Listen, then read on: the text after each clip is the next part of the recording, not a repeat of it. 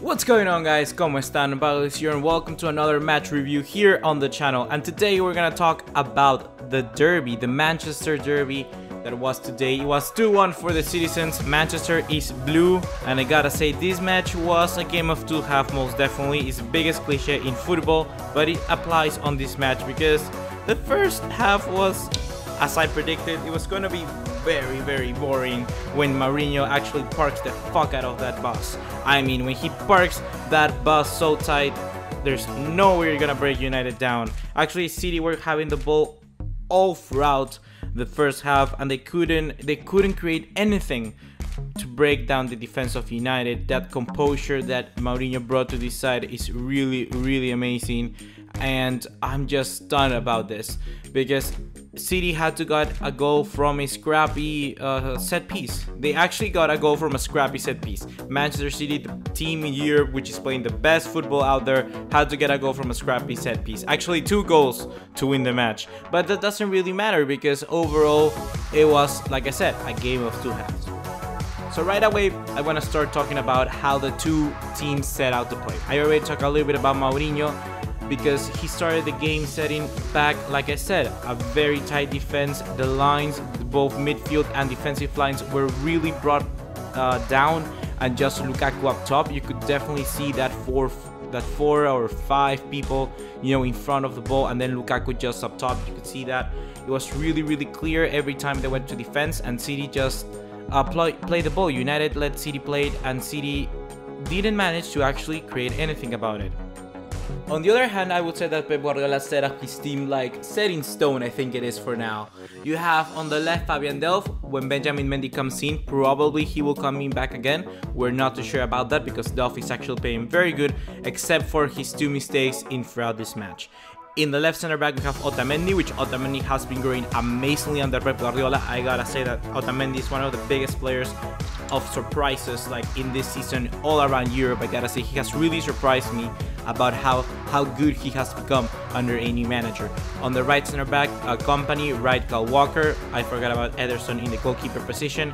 Then we got Fernandinho, David Silva, De Bruyne, and up top we got Gabriel Jesus. But this time it was a little bit different. Normally Leroy Sané plays through the left and Sterling on the right, but this time around they started opposites, which I really don't understand why Guardiola would have done that, because we saw that sometimes City couldn't exactly create as fluently as they would do before, and I think that will be granted due to the 2 left wings, or the wingers, interchanging positions too often. I thought that Sterling was quite weird. He didn't know exactly what to do on the left hand side, and Leroy Sané in the same for the right, and that was, I thought, one of the faults that Guardiola. But I mean, I'm just a simple commentator here in YouTube, one of the smallest channels probably out there, and Pep Guardiola is Pep Guardiola, so I cannot talk too much about it. I also want to mention it was very interesting to see that, like I said, City couldn't break it down. It was up to David Silva, which played an amazing match. I gotta say he was really on top of it, especially out when Gabriel Jesus came out to bring inside Ekuli Mangala.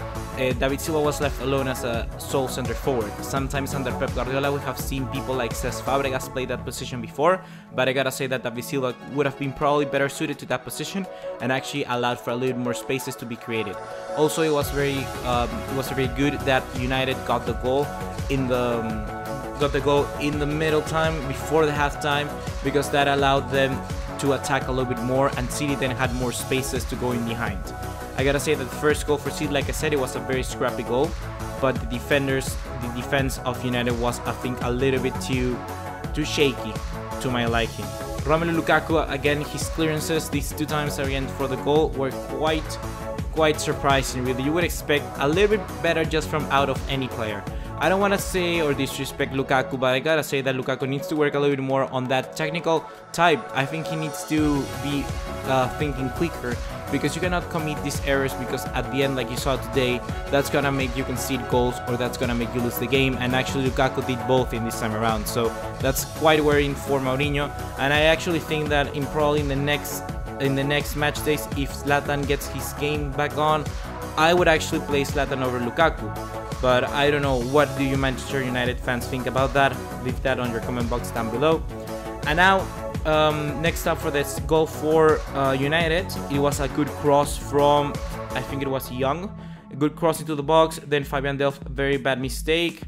But it can happen, you're human sometimes, just like Lukaku, it can happen, but you need to be strengthening on that points exactly. And Fabian Delph let the ball onto Marcus Rashford, and Marcus Rashford is not gonna make you worry anything about there in that position. He's always gonna put it into the back of the net, and he did as well in this one. Very nice clean finish, and then it was 1-1 going to the second half. Coming to the second half, I was a little bit more excited about the match because I knew that City wanted to get another goal and United was going to get another one as well. I didn't think that Mourinho was going to be, you know, too threatened about Manchester City, because he's definitely going to be thinking about that United didn't play well with the ball in the first half. United played horribly in that first half. Whenever they had the ball, they were quite clumsy. They didn't know how to start that attack. That goal from Rashford, like I said, came from a defensive error, so they couldn't really, you know, put too much on their ability and play. So United needed to strengthen in that part for the second half. They need to be better on the ball, and they actually did just improve that extra inch. But then when Mourinho just saw players like who was it that they changed? They took out Company and they brought in Fernandinho in the defensive position, and then they brought Gundogan. So Manchester City was now going to have the ball even more. Mourinho felt a little bit threatened. He came back again to his defensive line, and then that's when the second goal happened again from a set piece. It happened once again, and Lukaku, very bad clearance, fell back again, I think, to Lindelof. It bounced, and then Otamendi had again an open goal. So it was really kind of a match all over the place. But sometimes you're gonna get that with derby. Sometimes you're gonna get really amazing, sparkling, you know, superb derbies, and the other ones you're gonna have very scrappy games. You're gonna be very tight. It's gonna be very difficult, and especially in this term, because United needed those 3 points to catch up to City, and City with those 3 points now they're 11 on front of Manchester United, which is a very bad position to be for any other club right now in the Premier League, because it just says that City's taking over and over and over. I cannot believe people saying that they doubted Guardiola before, because Guardiola just one season more, he got the team he wanted, and now he's blasting through the Premier League. He's beating people 4-0. He's winning against Manchester United, no problem. He's winning against Chelsea. No, have they played Chelsea? I'm not too sure. But you know, they're consistent. They're 11 points out there. They're the team with, I think, most points in the top 5 European leagues. Barcelona have just now 39. City have 46 in the same match days, just one more. So take that 43 against 39 of Barcelona is still a good advancement over there. So it's really impressive what Guardiola is doing right now with Manchester City. And I think, are they champions? We don't know, but it's gonna be very difficult for any other team to get up there. Normally I would say that United, Spurs and Chelsea were out there, but Chelsea losing against West Ham, Spurs being now in 6th place out of nowhere, and then United just being 11 points under City is quite underwhelming. And you could just say that City have won the Premier League by now, but we gotta stay positive. We gotta stay positive because we all want a very unhealthy competition. So guys, once again, what do you like about this match? Please leave your comments in the box down below and tell me what you want to know, what you think about this match, which player was the best. I definitely was very surprised with David Silva when he came in that center forward position. I thought it was a very good improvement. Then United trying to bring in Zlatan once again. It was a very good to see him back on the pitch. He was a little bit, you know, lacking that playing time, but that's normal after 7 months of being injured. So once again, guys, hope you enjoyed this video. Please remember to drop us a like, leave us a subscribe, and I'll see you in the next one. Take care. Ciao.